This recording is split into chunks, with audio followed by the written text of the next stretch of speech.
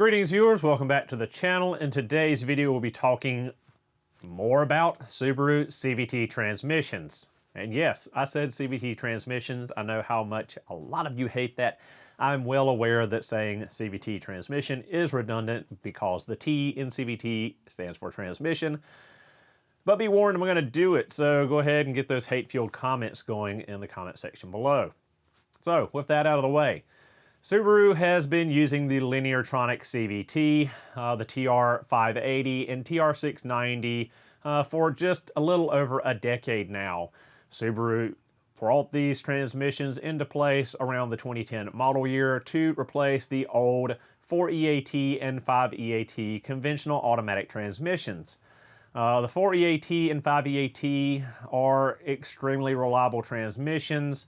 As long as you don't tow a ton with it, you don't abuse it, you don't beat it, and you service it regularly. They rarely had many issues. That transmission was designed by Jatco. I know there's a lot of misinformation floating around about Subaru Lineartronic CVTs. We tried to cover it in other videos. There is one big automotive YouTuber that perpetuates all these misconceptions. I'm sure we all know who that is. But the Lineartronic CVT is not a Jatco unit, was not designed by Jatco. This is all in-house by Subaru, the Lineartronic. So those Jatco Nissan CVTs that have been garbage since day one and are continuing to be garbage here in 2021, do not lump those in with Subaru Lineartronic CVTs. It's not the same transmission, it's not the same design, it's not the same layout. It's not the same manufacturer. Talking about CVT and Subaru. Subaru released the first mass-produced U.S. market CVT-equipped vehicle all the way back in 1989 with the Subaru Justy. So Subaru has been using CVTs for quite a while. They used it in the Justy, they used it in the Sambar truck that I have imported and we've seen videos of, also in the van version of the Sambar DS or Dias. They also had an eCVT and electronic CVT transmission way back in the late 80s, early 90s. So CVT transmissions are not a new technology to Subaru. They've been messing around with them for decades now, whereas most other auto manufacturers have only implemented them in the mid-2000s. So Subaru has a lot longer history with running CVT transmissions in their road-going vehicles. So I got a lot of comments, hatred-filled comments for the CVT in Subaru vehicles. A lot of these comments come from my talking point videos, much like this one, but in Subaru news segments, in Subaru's reliability issue video I did a while back, in the servicing of CVT transmission video. There's tons of comments on people that say, I'll never buy another Subaru as long as it's got a CVT. Subaru needs to dump the CVT. Subaru needs to go back to a conventional automatic. Sorry to tell you guys, but you're going to have to like it or lump it because they're not going anywhere. I could about bet money on it. So Subaru has been running the CVT, as I said earlier, for a little over a decade at this point. It replaced the 4 and 5 EAT conventional automatics that they had been running since the late 80s. So Subaru is not going to dump the CVT after a decade, after all the money and R&D they have put into it. One, and first, primarily development of it, to implementation of it, and in all of the revisions they have made in the last 10 years to it. They're not going to scrap it. They've got too much money invested in it, and it works for what they need. So why did Subaru go to a CVT? We've talked about this before, but it comes down to two main factors. One, the CVT is the easiest, quickest way to get the fuel economy up on an inefficient boxer engine, which they're not the most fuel efficient engines for making power. That was the easiest way to get that up, having a constant gear ratio change through the CVT. The second was space and the symmetrical all-wheel drive layout that they have been using forever.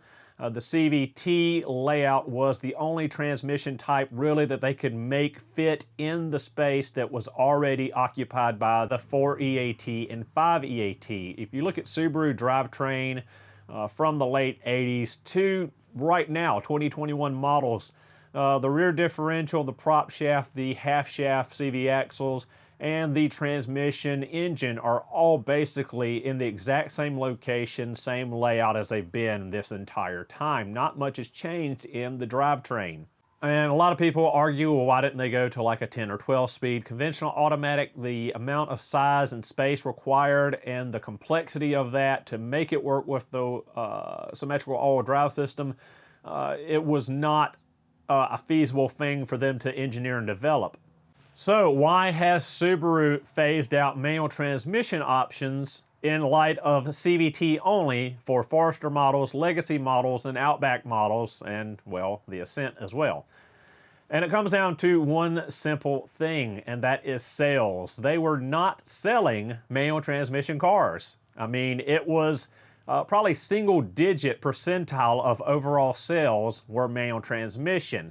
So Subaru decided that for manufacturing cost sake and simplification to just do away with the manual transmission, because you guys weren't buying them, so they're not going to make them. That's just how it works, supply and demand. There was no demand for the manual transmission, relatively speaking, so they stopped supplying it. A lot of people don't realize this, but you could get a 6-speed manual Legacy or Outback from the 2010 to 2014 model year. The manual only went away in 2015, so it's only been gone for 6-7 years at this point.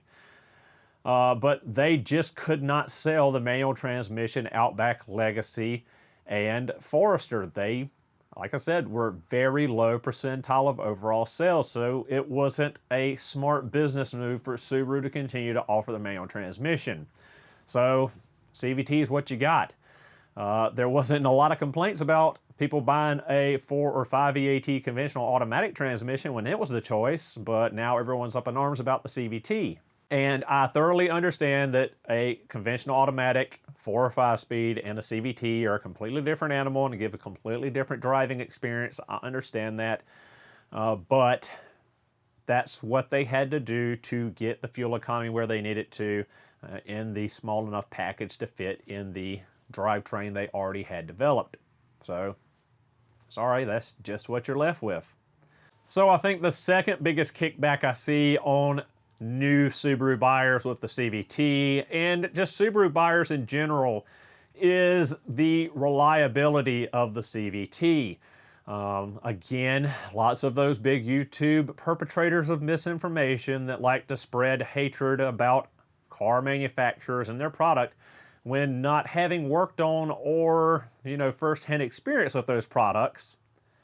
But hey, this is an open market for anyone to get on here and throw their opinion out there. And if they happen to have a gigantic follower base, then, it's just on their conscience to provide accurate or inaccurate information to said follower base.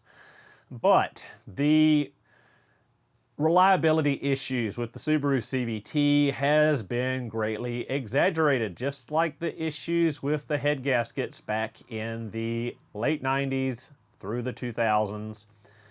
So again, the CVT has gotten a lot of flack for being super issue prone and falling apart and all this. Well, I mean, truth level, me to you, yes, they have had issues with the CVT.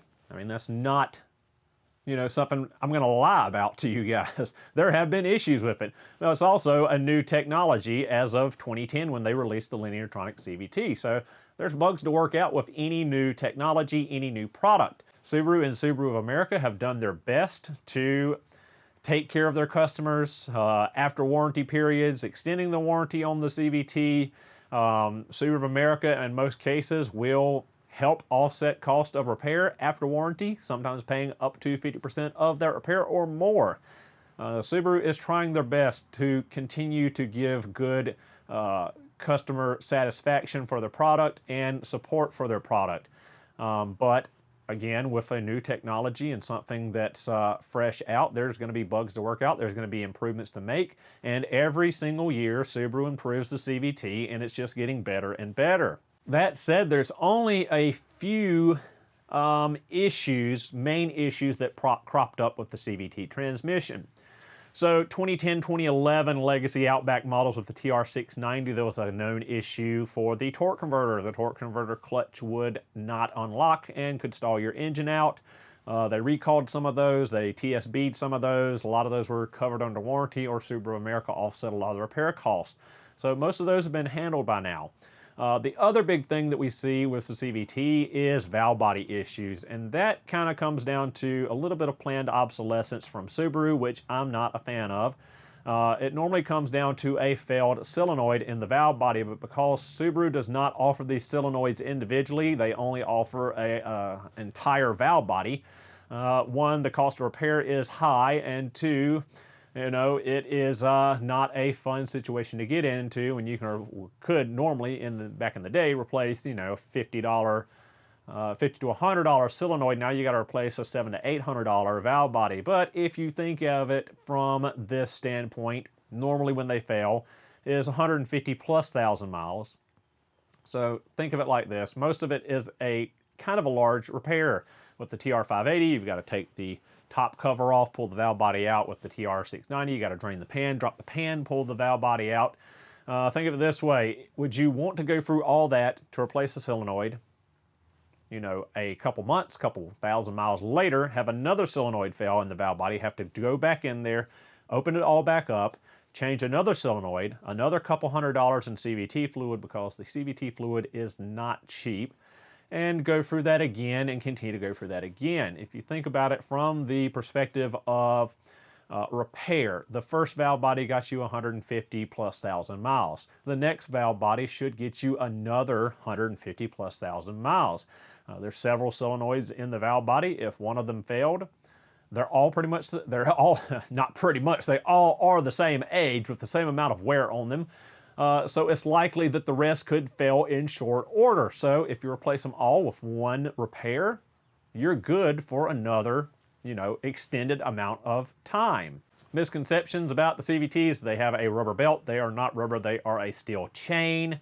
There's not been a wide sweeping amount of chain issues, variator issues, or any other real problem with the CVT. There was a few issues with the main bearing inside the transmission getting noisy, but that hasn't been a widespread issue. It just comes down to sometimes the bearing fails prematurely. And a lot of that probably has to do with service. So moving forward from reliability and service life of the CVT unit, a lot of that comes down to your service, maintenance, and care. And Subaru really dropped the ball here, and I really wish that they would retroactively go back and correct this or address this, because this, I think, is the downfall, the major downfall of most CVT failures, is the absolute lack of a service recommendation, service interval. So Subaru of America's official standpoint has been that the CVT fluid is a lifetime fluid and the CVT transmission is a sealed unit not to be serviced. We all know now that is a big wad of you-know-what. No fluid is lifetime. When you say a fluid is lifetime, it is the lifetime to when that component that relies on that fluid fails and is disposable. You know, BMW, Mercedes, a lot of the luxury brands tried this back in the early 2000s, and it blew up in their face, and it's kind of blew up in Subaru's face because, again, a lot of the CVT issues are due to the non-servicing of these transmissions. Any automotive fluid in a vehicle will break down and degrade with time, heat cycles, and mileage. It's just how it works. There's no lifetime fluid. These fluids need to be replaced, and they need to be replaced periodically at a given maintenance schedule. Years ago, Subaru always recommended 3-year, 36,000 mile transmission fluid replacement for the 4 and 5 EAT, but with the CVT, they said, again, lifetime fluid, do not service, only check and make sure the level doesn't drop. In my research and on my past videos, we found out this is only for the North American market, basically. Japan, Canada, and all the others do have service intervals set for fluid replacement on the transmission. Subaru Japan still is at 3-year, 36,000 mile intervals. Subaru of Canada, I believe, is 5-year, 50,000 kilometers, somewhere around there, or close to that. But they do state an interval, unlike Subaru of America. So the majority of the issues with the CVT, reliability, longevity, I believe come down just to this point. Subaru, again, as I said, needs to step up to the plate and say, look, we made a mistake. This is not a lifetime fluid. It needs to be serviced. It needs to be replaced. And this is what you need to do. Replace it, drain and refill every 3 years, 36,000 miles. That, I think, would alleviate a lot of issues and a lot of consumers' outlook on the CVT and its issues, because again, a lot of the issues were due to the fluid. And lastly, talking about longevity of these transmissions, so many people have talked about the fact that their transmission failed under warranty, low mileage, things of that nature. Things like that will always happen with anything mechanical. It's just how it goes. Sometimes things are not put together the right way and you will have a couple bad apples. Hopefully it happens under warranty and Subaru takes care of it and you're good to go from there. But occasionally, it does happen later on in life. Honestly, the CVT is just as reliable and long-lasting as the older 4 and 5 EAT were. It's just that in the modern age of technology, YouTube, internet, etc., more people can vocalize their displeasure or their issues they've had with their car, and bad news always spreads faster and further than good news. All of the thousands and thousands of satisfied Subaru customers that have had no issues with their Subaru aren't out posting on automotive forums, consumer reports, etc., saying it was a great car, it was perfect, we love it, we're going to buy another one. It's always the people that have a bad experience that get out there and shout and scream about the issues they have. Not disparaging anyone that does that. Absolutely, you should voice your displeasure with a bad experience from any auto manufacturer or any product you get that doesn't live up to, your idea of what it should and how long it should last. Not saying don't do that, but you got to take in consideration when looking at this stuff. Again, bad news always travels further and faster than good news, because if you're mad and you're upset, you're going to scream it from the rooftops and stop strangers on the street and let them know how mad you are about it. But if you're loving it and completely satisfied, not really going to be spreading that love of the product as much. Just giving you real world examples, my brother's 2011 Outback 2.5i Limited, 2011 model TR690.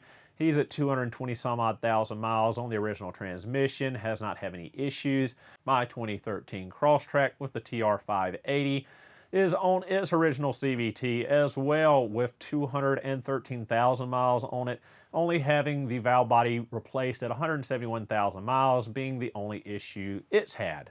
That said, with my brother's Outback, his 2011 is starting to experience torque converter clutch failure, now at 220,000 miles. So apparently it didn't rear its head till later in life, so that will have to be addressed sooner than later. And that will probably be close to $1,000 service between parts and labor on a 10-year-old vehicle with 200 some odd thousand miles on it. Is it going to be worth it to him to do the service or replace it? We'll cross that bridge when we get to it.